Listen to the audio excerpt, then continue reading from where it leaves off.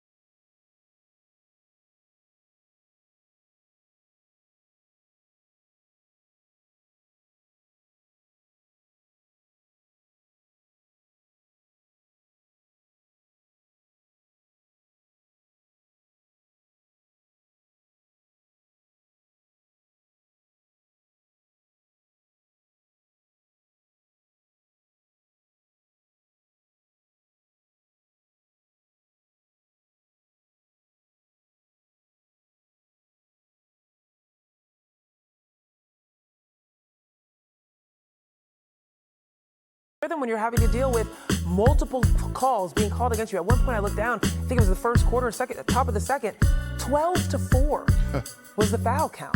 And that's not going to help you get your offense going. It's not, especially when you're on the road. It was a really tough start for the Warriors, even when they were still battling and going back to back in terms of exchanging buckets. You know, I'm thinking of a word to try to describe this game, Zena. But why would I use my brain when I had the pride of Yale sitting right next to me? Love that, Neil Boone. You saw the Indiana Pacers being able to have one quick step and get straight into the teeth of the defense. And then after that, there was no defense. A lot of the times they were finishing right at the rim. And you know, coming into this game, the Pacers wanted to be able to score most of their points in the paint, but you had to contest, you had to defend. And we saw that for a little bit when Gui Santos became permeable. Gui Santos started getting on the O boards, right? You look at that fourth quarter, the Warriors going into the fourth quarter only had 2 offensive rebounds. They finished with 10. So there was a permeability you could have had when it came to getting on the glass and getting yourself extra possessions. But overall, whether it was in transition, whether it was in half court, the amount of passes that were able to get through, the deflections that are typically had by the Warriors, permeability. It was just a problem. It was too, I can add another one, porous. Oh, porous. Porous. Too many holes. Where were you at in my life when I was studying for the SATs? We could have been on that. We could have been on the SAT, ACT grind. Attended the same school, I could have cheated off all your tests, Zena. Oh, man, permeable. I love that. And porous. We got a double dose. You don't want to love that. You got to stop that. Yeah, I don't know. I love the word. I don't like the way it was displayed tonight at Cambridge Fieldhouse there. All right, let's hear from the head coach of the Golden State Warriors, Steve Kerr. Everything went wrong. We didn't execute on offense. We didn't execute on defense. We fouled. We turned it over. We didn't deserve it. They played great. I think Steph went like 8 of 23, 5 turnovers, -1. Yeah. What did you see? It wasn't Steph's night. He just wasn't himself, and tough night.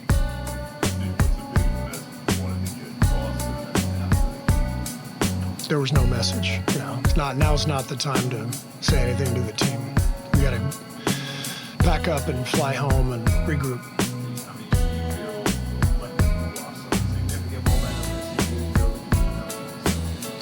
Well, we know the West is loaded, and feels like we just gave away 2 games that if we are locked in and focused and playing the way we know we can play, we should have won them. So we got to pick up those games somewhere along the way. But at the end of the season, I mean, the last 3 years, it's the same thing. It's like one or 2 games, and so we have to find a way to be sharper and to be better. And there's going to be some tough nights. I mean, there's always tough nights during the season.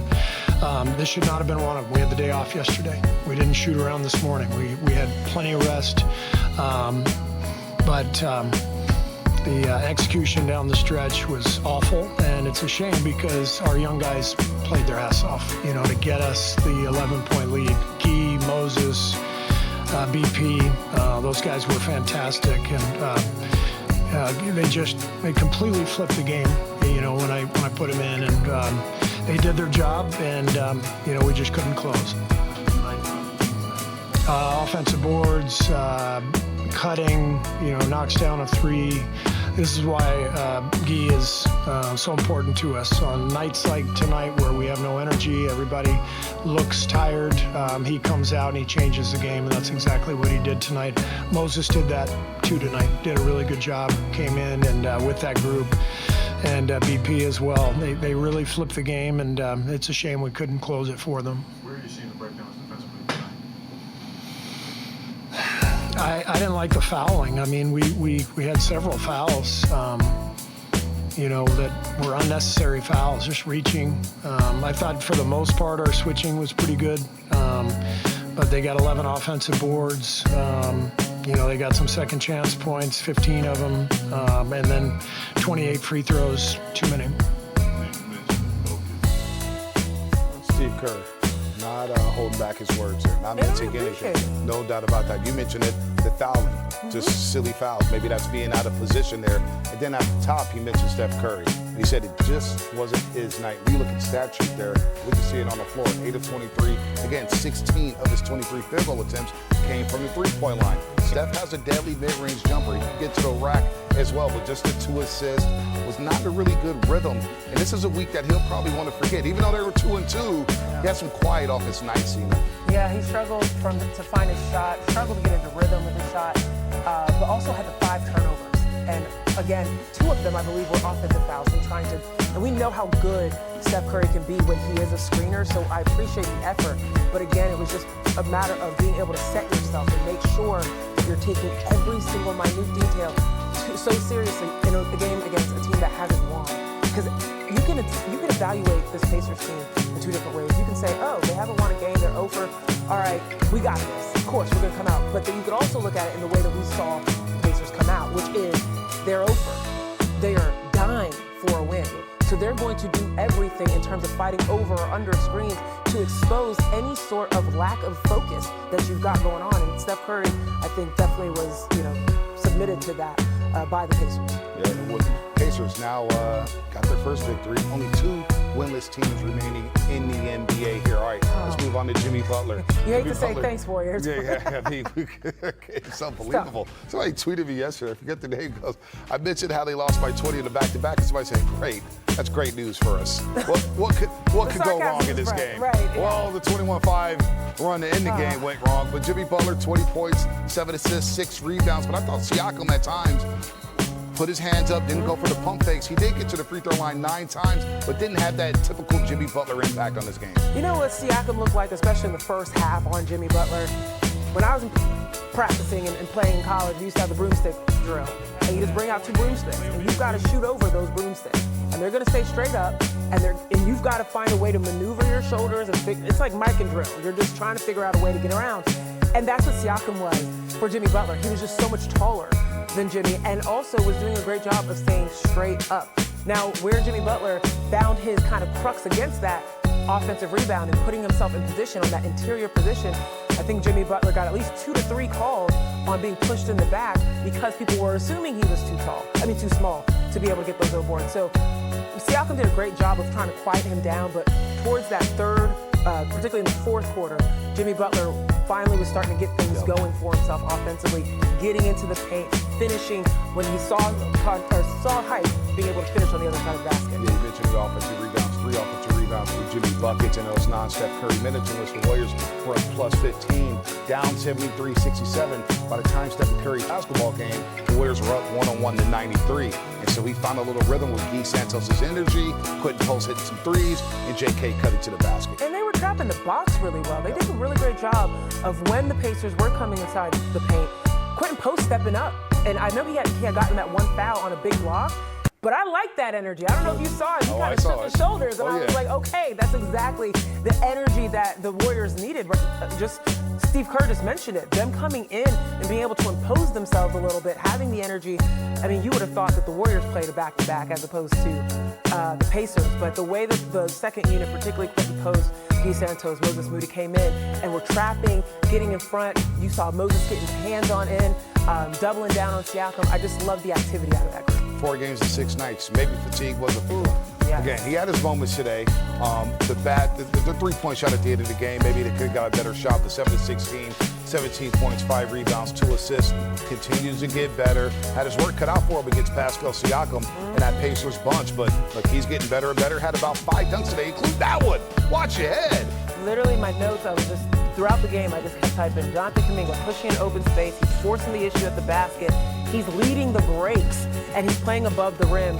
One of the only people within this team, and we saw that big dunk from Jimmy Butler at the end, but one of the only people consistently playing above the rim for the Warriors. And that's the only way you're going to get folks to commit to you. When you are pushing forward and making sure that people have to pick you up in transition, that is what allows open shooters to get opportunities when you are a problem in the middle of the paint. And so you love the fact that he continues to do that. He continues to set that example and continues to run with that energy, even if he's not finishing, because he missed some buckets at the beginning, but he kept going with it and he kept being consistent about it. So I love that move. We may have to keep a counter for how many missed layups the Warriors had tonight and moving forward. There's a lot of missed layups at the rim there. That's why you got to dunk it on their heads. Just dunking on their heads. Not everybody can do that, though. See, I couldn't do that. Well, that's why you can count on JK. Right, you can count on JK. He could dunk, for sure. Brendan Pajinski, he's got a little hops. Not bad. But he had a nice bounce-back game against Indiana. 10 points in the third quarter in the non-step minutes. He was rolling 16, 6 of 10 overall from the floor. 4 rebounds, 3 assists. I like the bounce-back effort after a tough night in Milwaukee. Absolutely, and I love the fact that he took advantage of any opportunity he was given. I don't know how many grenades he got given. Even that first clip we saw, him coming off the screen from Al Horford, was at the bottom of the shot clock. It just kept being 5, 4, 3, 2, 1, and Brandon Pajinski having the ball in his hand. He did a great job under pressure and also pushing the ball up the court as well, pushing the pace for the Warriors. You really, really relied on the young guys in that second unit in this game because the older guys just looked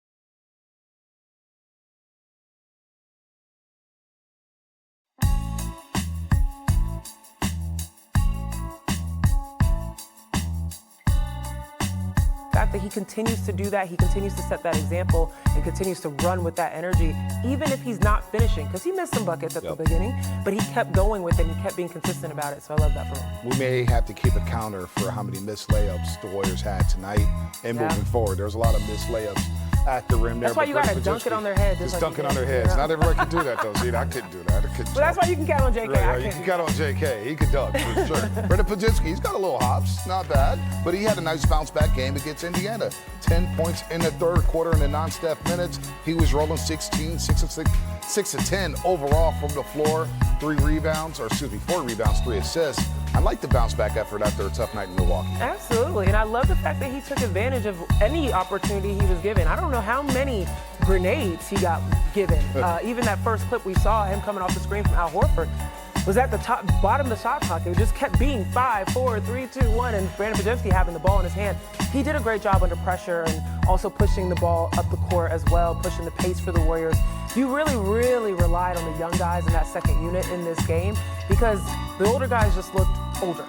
And it was something that Brandon Pajinski and Jonathan Kuminga really had to elevate the energy of this team by their play. Also, Gui Santos, right? And 11 Gui Santos, minutes, absolutely. 14 seconds, 5 points, had a good stretch. And you know what? He played so well, he got asked to go to the podium. There you go.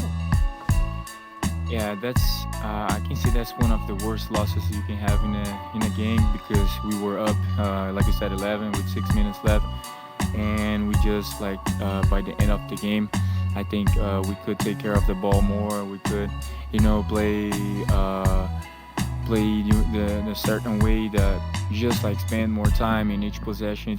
But that happens. That's how basketball is. So I think we good. We just move on for the next one.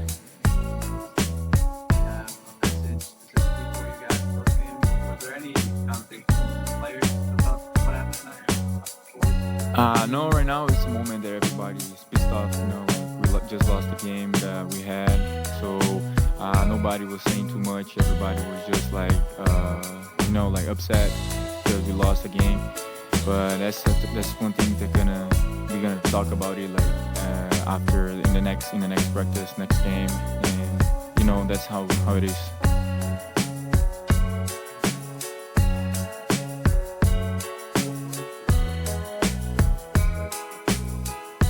I think the difference, what made us be more in the game, was the energy that me and the young guys brought to the game. QP was fighting for a rebound with me. I saw JK there, Moses, all these guys were there fighting and just trying to bring some energy and trying to do something different that put us in the game, and that worked for a little bit. So I think that was what we know. We know that we gotta do that, so we step in on the court. We all went together and said we gotta change the energy. We gotta go there and play hardest that we can. But we know the game ended on a 21-5 run for the Indiana Pacers. They pick up their first win of the season, and the guy who struggled in this one, Stephen Curry. We don't say that often around these parts. 8 of 23 from the floor, 4 of 16 from the three-point line. He tries to explain how the Warriors dropped this one in Indiana. I don't know specifically. They hit a couple big threes that got them over the hump. We missed a couple, but throughout the course of the game, this is one of those. You just could look in the mirror. There are parts of the game where I made it too hard on all of us with not getting organized.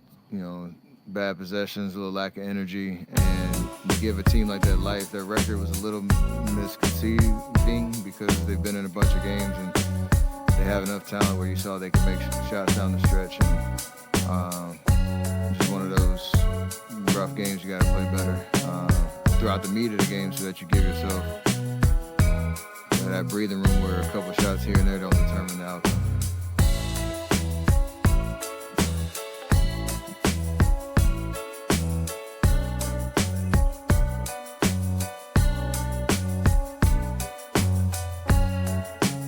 Be professional, understand what you need to do to get your body, your mind ready to bring your best self. Again, that's where us as vets, and I look at myself, you got to be able to, demonstrate that, execute it, even if you don't have it physically at your, 10 out of 10, that you're able to control the game on both ends with your brain. And that's kind of what I was talking about in the first, part of the meat of the game, where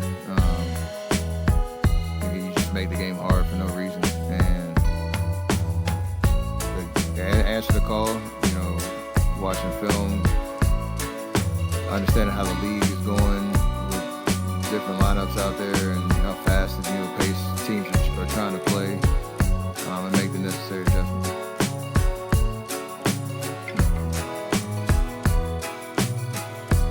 At the beginning of the third quarter,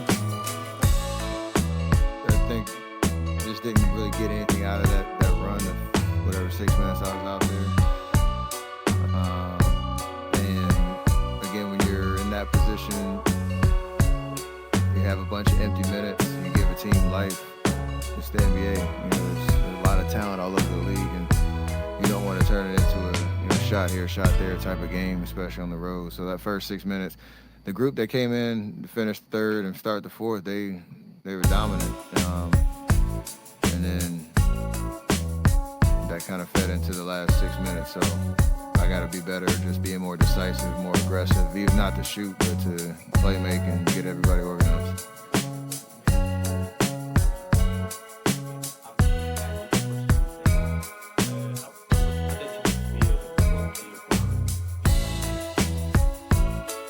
I'm blessed, man. I get to play this game at a high level. I've been doing it for a long time, and to your point, just this stage, this platform, the ability to continue to have fun doing what I love to do. and what that means to other people is still it's very surreal for sure.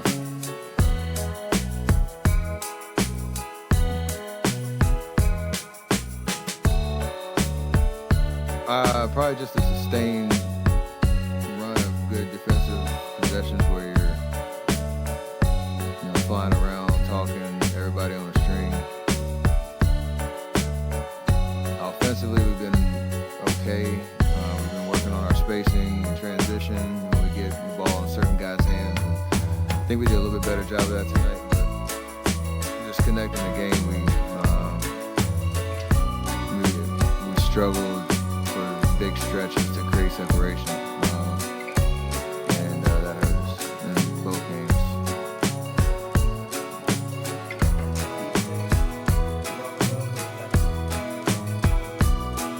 It will be fixed, for sure.